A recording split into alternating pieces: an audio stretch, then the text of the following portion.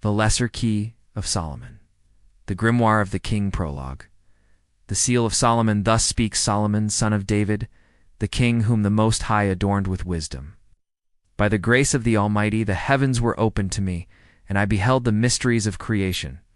The winds carried voices unseen, the stars whispered their hidden paths, the spirits trembled at the command of the divine name.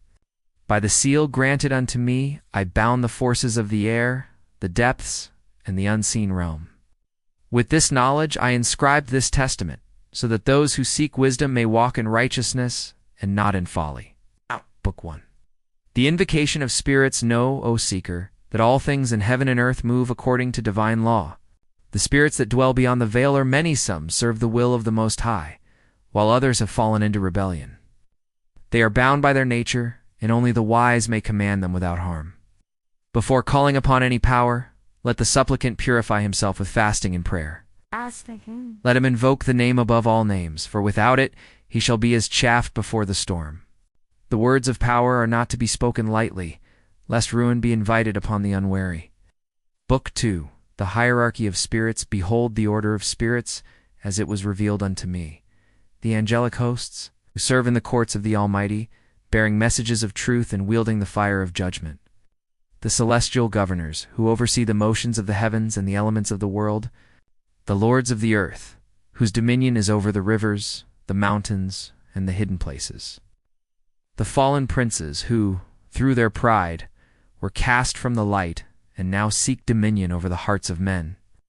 The deceivers, who whisper in darkness and lead the foolish astray with promises of power.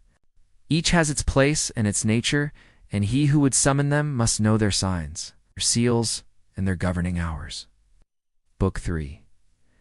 The sacred instruments. No man shall walk the path of power without the proper tools, lest he be consumed by the forces he seeks to command. These are the sacred instruments of the art, the ring of Solomon, which binds spirits to obedience. The pentacle, inscribed with the holy names, a shield against corruption.